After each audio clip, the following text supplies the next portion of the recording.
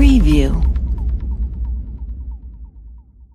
9 months after Donald Trump upset Hillary Clinton to win the presidency, congressional Republicans and conservative legal watchdogs are continuing to probe the scandals that dogged the Democratic campaign. And in conservative media, the churn of possible investigations has created a news cycle that operates independently of the one seen in most of the press. The latest round of pressure for new investigations gained steam last week, when Judicial Watch and then the American Center for Law and Justice (ACLJ) released the latest fruit of a federal lawsuit against the Justice Department, email traffic inside the agency about the June 2016 decision by Bill Clinton to walk across the tarmac at Phoenix Sky Harbor Airport and have a conversation with then Attorney General Loretta E. Lynch. The meeting, first reported by a local news station that also reported being told not to photograph Lynch or Clinton, caused an instant scandal, despite a hasty attempt by Hillary Clinton's campaign to describe the meeting as non-political. On November 2, 6 days before the presidential election, ACLJ Chief Counsel Jay Sekulow announced that he would be suing for documents after the Justice Department and FBI claimed that a Freedom of Information request turned up nothing. On Friday, Sekulow, who is now a member of the president's legal team and a frequent advocate for him on television, reported that the lawsuit had turned up hundreds of pages of emails. It is clear that there were multiple records within the FBI responsive to our request and that discussions regarding the surreptitious meeting between then AG Lynch and the husband of the subject of an ongoing FBI criminal investigation reached the highest levels of the FBI, Sekulow wrote. There is clear evidence that the mainstream media was colluding with the DOJ to bury the story. In a pattern similar to the long-running investigation of the September 2012 attacks in Benghazi, the emails have turned up not the redacted talking points but evidence that public affairs officers in the Justice Department, FBI and White House were communicating on how to spin the story. The ACLJ has also unmasked an email pseudonym Lynch sometimes used, though that's not uncommon for high-profile public officials, and the emails were obviously discoverable as part of lawsuits. On Monday night, Sekulow appeared on Fox Hannity, which frequently editorializes on the need for more Clinton investigations, to share the findings. Does this potentially expose its own version of collusion that they're trying to cover up the fact they were in the fix, if you will, for Hillary Clinton and they didn't want it exposed, asked Sean Hannity. And add to that it's not an investigation, it's a matter that seems to be building a case. Sekulow said yes, but add to that also, Sean, that the basis upon which James Comey said he went public was because of these meetings that we've got the documents on now. That's the reason he said he made that public statement, because he said the integrity of the agency, the FBI, was put at risk, and the Department of Justice, by Loretta Lynch's action. But remember that she never recused herself from the actual outcome of the proceeding. On the Tuesday episode of his radio talk show, Rush Limbaugh focused on the dismissive tone reporters used to ask questions of the government spinners and the Lynch email alias. It turns out these people are using aliases, fake names, so that they would not be discovered, he said, overstating the meaning of the Attorney General's dummy email. Later in the day, the president himself drew attention to the lawsuits, without naming them. Separately, the Senate and House Judiciary Committees have been carrying out or exploring investigations into aspects of the 2016 campaign and Clinton's years at the State Department. In July, before the start of the August recess, the House committee hollowed out a Democratic resolution intended to expand the investigation of Comey's firing and replaced it with one demanding answers about Clinton. On July 26, Sen.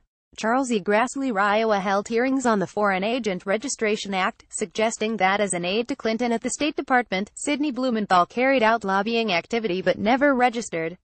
News articles reported that Mr. Blumenthal transmitted documentation to Secretary Clinton on behalf of the Georgian Dream, a political party in the country of Georgia, Grassley said.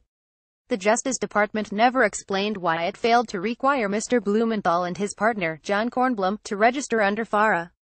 In a letter, which he copied to the Washington Post, Blumenthal demanded an apology from Grassley, saying he had never represented Georgia Dream or partnered with Kornblum. You have a responsibility to yourself as well to me and to the American public to determine who gave you this false information, encouraged you to make your recent statement and the reason why, Blumenthal wrote. In light of current events, it appears to have been instigated as a means to distract and diminish the public attention from the Russian intervention in the presidential election of 2016.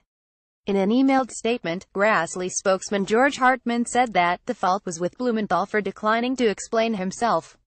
Senator Grassley has publicly written the Justice Department several times since 2015, citing news reports about Mr. Blumenthal's alleged activities with respect to foreign interests, and never received any contact from Mr. Blumenthal about it until now, nor any substantive response other than the Justice Department's noting that its Foreign Agents Registration Act unit was aware of the news reports, Hartman said in his letters, and at the recent hearing on the Justice Department's failure to adequately enforce the Foreign Agents Registration Act, Senator Grassley cited news reports and noted that if Mr. Blumenthal did not have to register, the Justice Department should explain why not in order to be fair to him.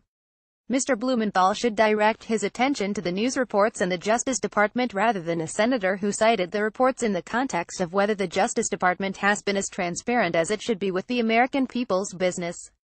Blumenthal's letter is below. To Senator Charles Grassley, you owe me an apology for lying about me. On July 26, 2017, you made a public statement about me that was completely false in every particular. You stated news articles reported that Mr. Blumenthal transmitted documentation to Secretary Clinton on behalf of the Georgian Dream, a political party in the country of Georgia. The Justice Department never explained why it failed to require Mr. Blumenthal and his partner, John Kornblum, to register under FARA. In fact, I have never represented Mr. Bidzina Ivanishvili or his political party, Georgia Dream, or any other foreign entity, nor rendered them any services. I have had no contact with Mr. Ivanishvili, or his political party, Georgia Dream, and made no agreement with anyone, ever, to represent him or his party. I have received no payment or benefit from Mr. Ivanishvili, his political party, Georgia Dream, or any other foreign entity for representation or rendering of services covered by the Foreign Agent Registration Act. Indeed, I have received no payment or benefit from Mr. Ivanishvili or any person I have reason to believe associated with him or his political party, ever. I have made no agreement, written or oral, with any foreign entity, at any time, relating to any matter covered by the Foreign Agent Registration Act. Nor was John Kornblum my partner. We have never had any business or financial relationship of any kind. Ambassador Kornblum is one of the most distinguished diplomats to have served the United States.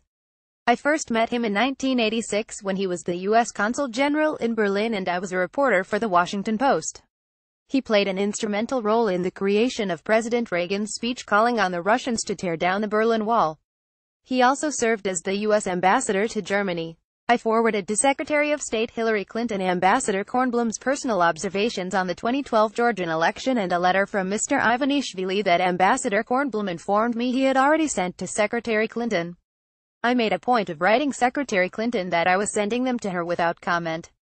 I also included an article from The Economist, reporting on the blood feud of Georgian politics, that contained negative facts about all sides, including concerning Mr. Ivanishvili. I neither expected a response from Secretary Clinton, nor received one. Nor were there, as you claimed, any news stories, because there are no facts. There can be no news without facts. Whatever you may have read could only have been baseless smears.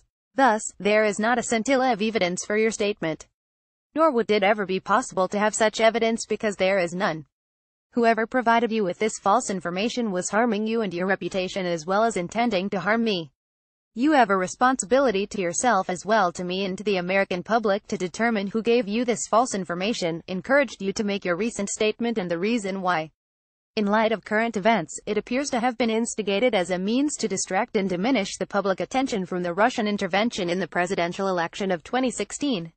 I request that you therefore investigate the sources of the false information to determine whether they have been engaged in an attempt to mislead the Congress and obstruct the ongoing investigations into Russian interference in the 2016 election. I look forward to your early reply. Sincerely, Sidney Blumenthal.